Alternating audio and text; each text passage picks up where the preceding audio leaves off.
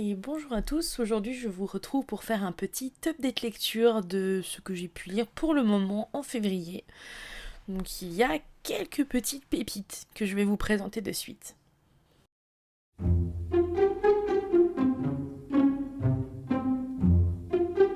On commence par If We Were Villains de M.L. Rio aux éditions Castlemore, collection Phibbs. Synopsis.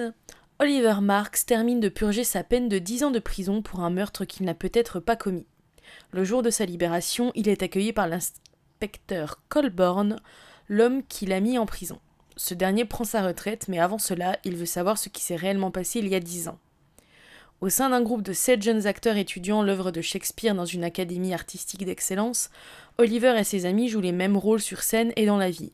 Le héros, le méchant, le tyran, la tentatrice, l'ingénu, etc.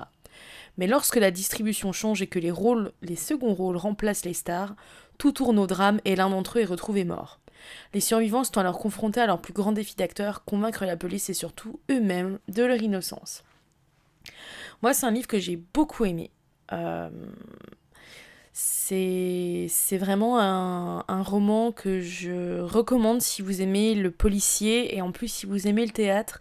La mise en place, enfin la mise en forme du livre, c'est que quand on le lit, il y a des actes différents comme dans une scène de théâtre et les dialogues sont vraiment dits de la même manière, enfin apportés de la même manière et je trouve ça vraiment sympathique à lire.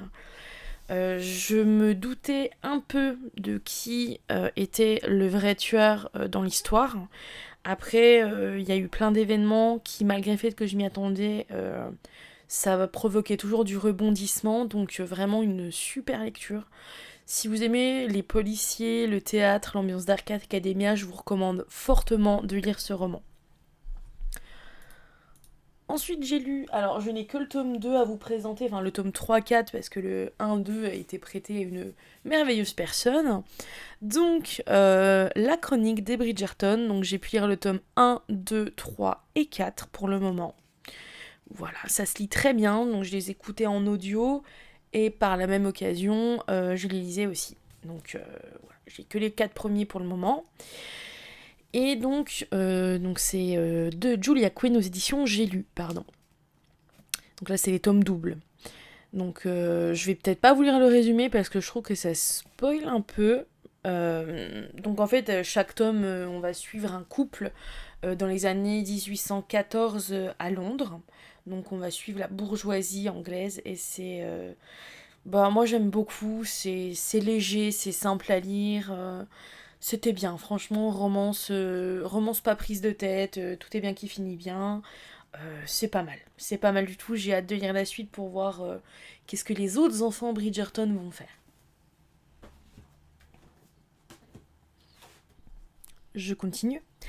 Ensuite, alors j'ai lu, hop, Divine Darkness, tome 1, une offrande de chair et de sang de Anatrice aux éditions Hugo Roman, collection Roman de Tessie.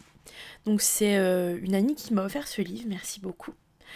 Donc j'ai lu le tome 1 et j'avais un avis assez mitigé dessus. Alors Anatrice, je l'ai découverte avec le premier tome Partie 1 de la Guilde des Ombres que j'ai adoré. Mais en lisant un peu Nevernight en parallèle, j'ai mis de côté la saga pour la reprendre un autre jour. Et que vu que Nevernight c'est bon, je vais pouvoir la reprendre. Par contre, je pense que je suis moins faite pour accrocher à ces romances. Pourquoi bah avant, je vais vous lire le synopsis. Hein, moi, je pars déjà dans mon avis, mais je vais vous lire le synopsis. Une offrande de chair et de sang destinée aux plus dangereux des dieux. Danae est la plus fougueuse princesse rebelle du royaume souterrain réservé aux humains hérétiques sous les florissantes contrées régies par les Phaedras, de puissantes divinités aussi vénérées que redoutées. Sun, un dieu de la lumière, décide de se marier. Contre toute attente, il choisit pour épouse Danae. Or, son frère ennemi Night, dieu des ténèbres, vient contrarier ce projet en séquestrant sa fiancée dans une effusion de violence. Night pose à sa captive un ultimatum visant à déclencher une guerre contre Sun. Pour éviter la destruction de son peuple par le dieu, la jeune femme accepte de jouer le rôle de sa maîtresse en public et d'intégrer la cour impitoyable des elfes de nuit, vampires et loups-garous qu'il dirige d'une poigne de fer. Au cœur du royaume obscur qui respire le mystère et le vice, auprès d'un Phaédra cruel dont les ténèbres divines la fascinent à son insu, Danae devra affûter son instinct de survie, son courage ainsi que toutes les armes à sa portée. Elle a quelques armes. Danae, sans doute, ce n'est pas une humaine lambda, bien sûr, mais c'est une humaine non lambda qui m'a pris la tête. C'est triste, hein, mais j'arrivais pas à supporter Danae. Ouais. En fait, le perso principal m'a beaucoup énervée. Et au niveau de l'univers, j'ai l'impression qu'il y a trop de choses et trop peu en même temps. Qu'est-ce que je veux dire par là ? Par exemple, on a toutes les créatures fantastiques, fantasy connues dans l'univers. Donc c'est assez riche à ce niveau-là. Mais je trouve qu'il y a beaucoup de choses, ça part trop dans tous les sens en fait. Par exemple, le dieu Knight, sa forme primitive, enfin sa forme de base, il a des cornes de taureau, une queue de scorpion et des ailes, quoi. Moi je suis là, oula. Enfin, pour moi en tout cas, c'était un peu un trop-plein. Après, je remets pas en cause la bonne écriture, parce que du coup, quand j'ai fini le tome 1, j'ai enchaîné avec le tome 2. Par contre, le tome 2, ça me fait arrêter la saga. Concrètement, ça m'a pas donné envie de lire le tome 3. Voilà. Mais le tome 1, je pense pouvoir le prêter, le conseiller à des personnes qui aiment ce genre de romance fantasy. Après, moi, j'ai l'impression qu'il me faut plus de côté fantasy, du moins, il faut que l'univers soit plus étoffé. Par exemple, Iron Flames, le Force Wings, c'est triste, mais je suis pas fan parce que je trouve que c'est vide. Je trouve qu'il se passe pas grand chose, on se fait vite chier. Enfin voilà. Mais dans Divine Darkness, il se passe peut-être trop de choses et on se pose pas assez sur certains moments, je trouve. Voilà mon avis pour Divine Darkness, une offrande de chair et de sang. Voilà. Voici venu le temps du rires et des chants.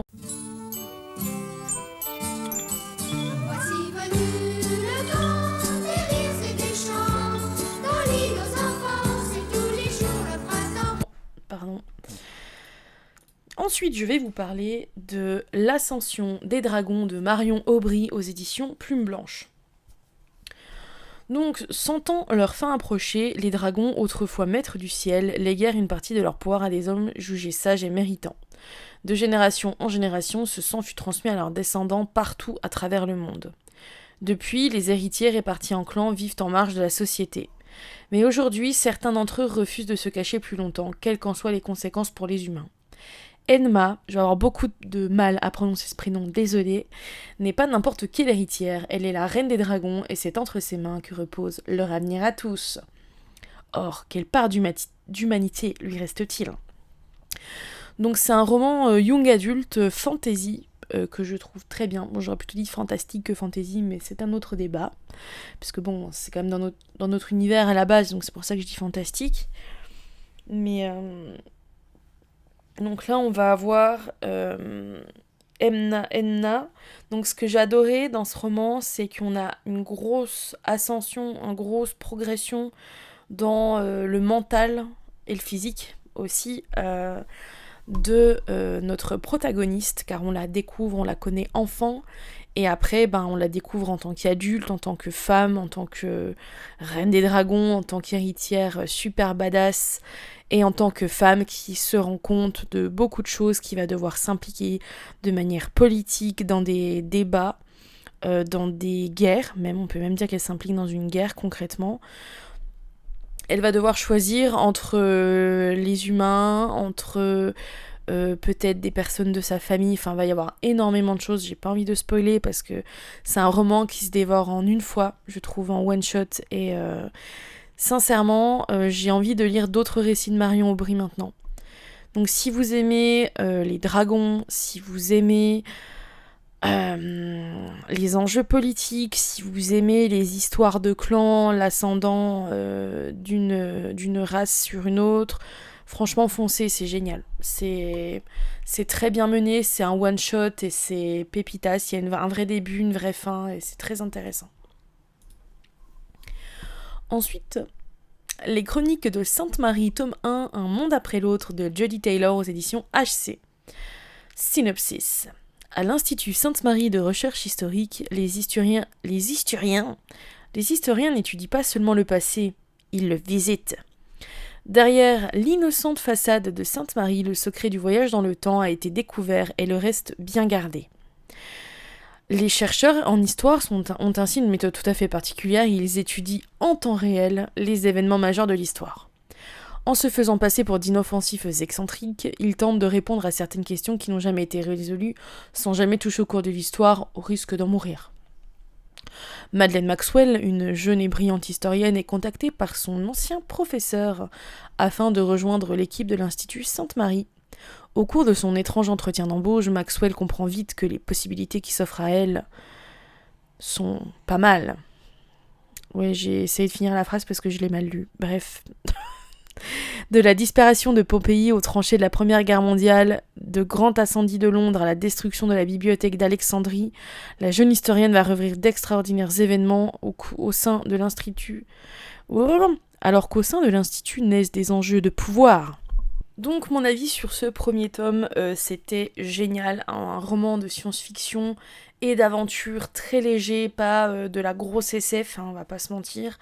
Et comme on peut le voir sur la couverture, dans ce tome 1, on a donc on voit l'incendie de la bibliothèque d'Alexandrie et on visite le Crétacé.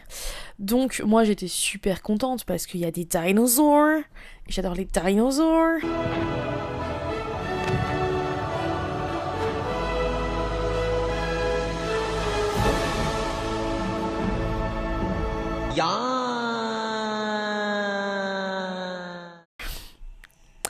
Voilà, au cas où on ne le savait pas encore, j'adore les dinosaures. Donc du coup, on va au Crétacé, on voit des dinosaures, on est super content. Et là, paf, ils se rendent compte que il n'y a pas qu'eux qui savent aller voyager dans le temps. Et du coup, ça va être la bagarre. La bagarre au pouvoir, la bagarre à la plus grosse, quoi. Non, en vrai, c'est super intéressant, ça se lit vite, c'est des petits tomes, 350 pages à peu près.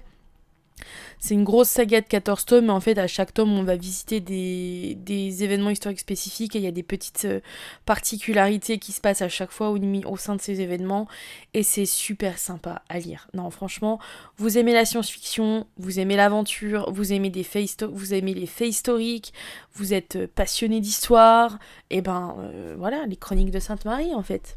Moi, j'ai trouvé ça génial, en tout cas. Donc, une très très bonne lecture.